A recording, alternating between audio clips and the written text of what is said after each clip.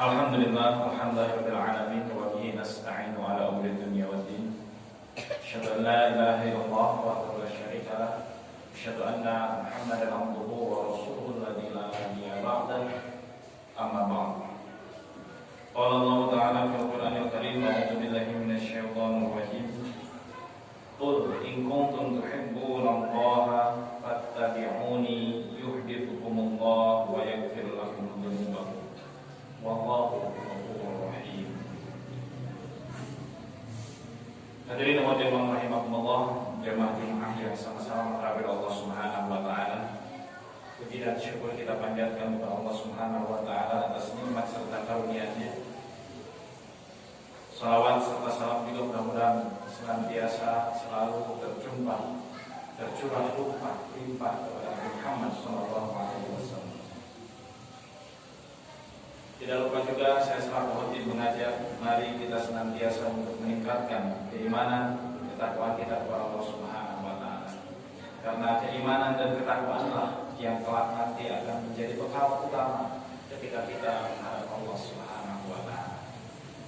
Rahimahullah, di dalam sebuah hadis Rasulullah sallallahu alaihi wasallam bersabda yang diriwayatkan oleh Imam Muslim dan juga berasal bersumber dari sahabat Rasulullah yaitu Abu Hurairah. Di dalam sabdanya Rasulullah SAW mengatakan, Innal Islama bada'a ghariban wa sayaudu ghariban kama bada'a. Fatuba lil ghuraba. Wa daiman rahimakumullah. Innal Islama bada'a ghariban. Rasulullah mengatakan bahwa sesungguhnya agama Islam yang kalian pahami, yang kalian anut saat ini, ketika awal kedatangannya, ketika awal kelahirannya di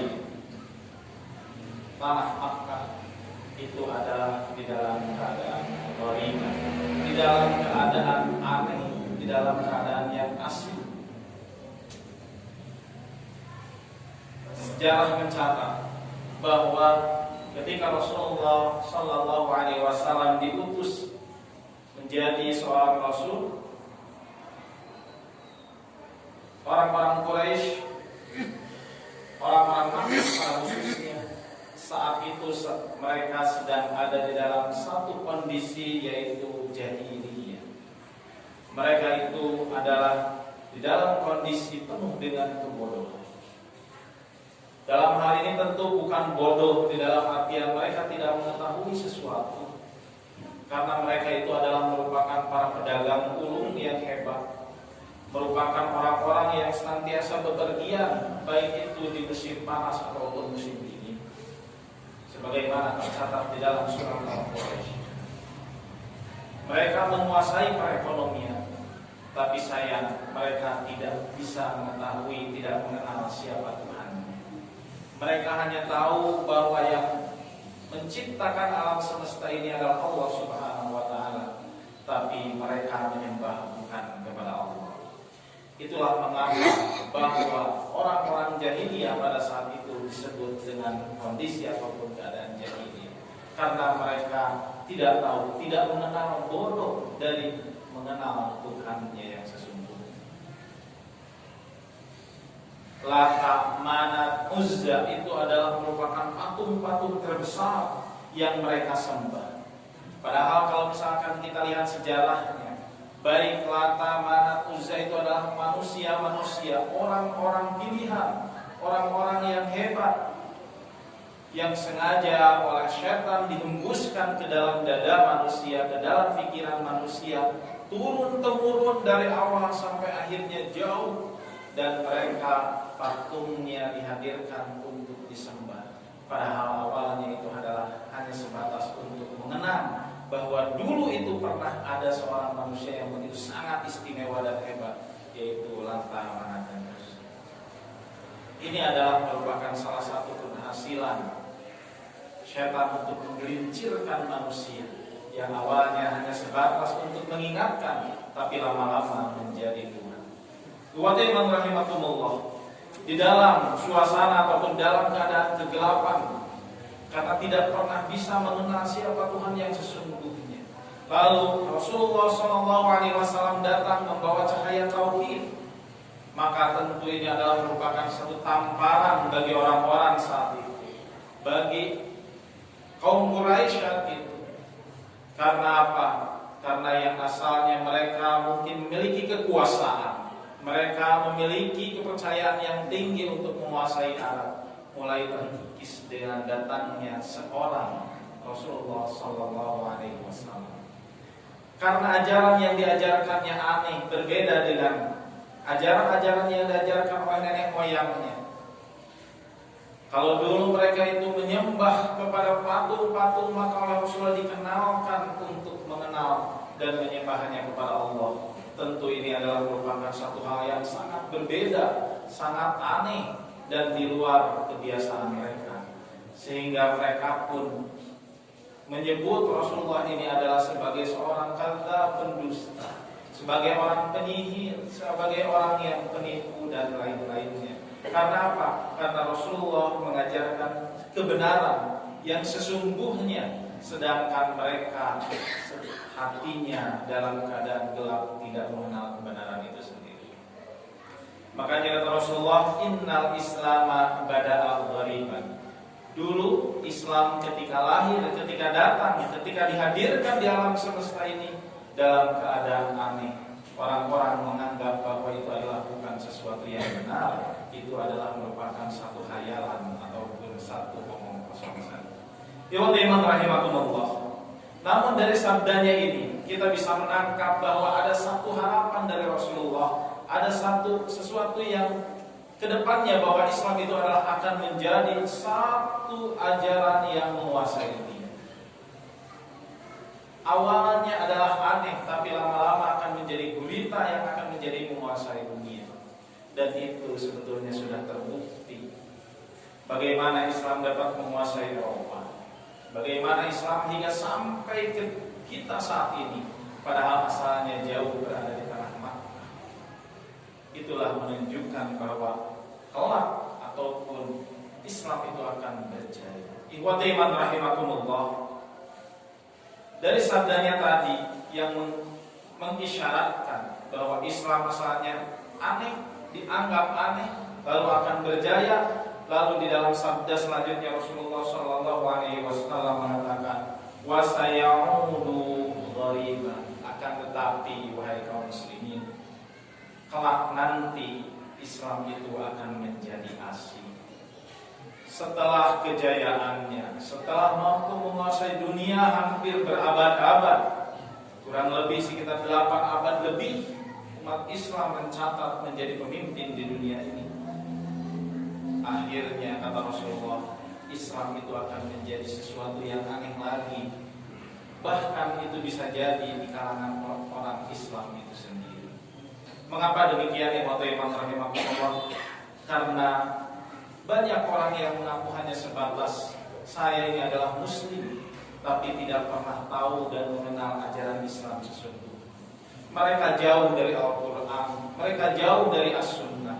Mereka hanya sebatas mengenal saya Islam, saya adalah muslim, tapi tidak pernah lagi mempelajari apa kandungan dari Alkitab, Al-Quran dan juga As-Sunnah.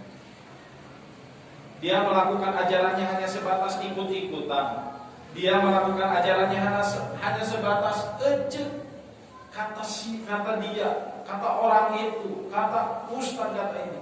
Tapi mereka tidak pernah mengenal dari sumbernya langsung. Mereka tidak pernah mempelajari dari sumbernya langsung. Ikhwatiman rahimakumullah, ini adalah pangkal kenapa seseorang atau Rasulullah mengatakan wa sayaudu ghariban, kelak nanti di akhir zaman Islam itu akan menjadi sesuatu yang asing. Bahkan itu bagi seorang muslim sendiri. Ikhwatiman rahimakumullah. Namun demikian Rasulullah SAW di dalam lanjutan sabdanya memesankan ataupun berpesan, fatuba lil ghuraba, wahai kaum muslimin yang dikatakan asing, yang dikatakan aneh, yang berbeda dari biasanya, yang berpegang teguh dengan Islam, dengan kebenaran. Fatuba lil ghuraba. Maka kata Rasulullah, berbahagialah orang-orang yang asing tersebut. Para sahabat bertanya, ya Rasulullah, wa mal ghuraba? Ya Rasulullah, siapa? Apa itu al-ghuraba? Maka Rasulullah di dalam sabda lanjutannya, kalau saya mencoba membaca beberapa hadis, setidaknya ada beberapa riwayat, kurang lebih ada 3 riwayat yang berbeda jawabannya. Di dalam riwayat yang pertama, yang dimaksud dengan al-ghuraba itu an-nuzza'u anil qabail, yaitu orang-orang yang terasing dari kelompoknya, orang-orang yang dianggap asing dan berbeda dari kelompoknya, sehingga karena kebiasaan di suatu masyarakat dia menyelisihi dari kebiasaan tersebut, padahal dia berpegang teguh dengan ajaran Islam yang sesungguhnya. Maka kata Rasulullah, orang yang al-ghuraba itu orang yang terasing dari kelompok. Di dalam riwayat yang lain ditemukan bahwa yang dimaksud dengan al-ghuraba itu alladzina yuslihuna inda fasadin nas, yaitu orang-orang yang dia itu tetap berbuat baik ketika sekeliling mereka itu memiliki kebobrokan ataupun di dalam keadaan hancur. Mereka tidak memiliki karakter yang baik. Mereka tidak lagi berpegang teguh dengan ajaran agama, tapi mereka kuat, kokoh, teguh dengan ajaran kebenaran dan sesungguhnya.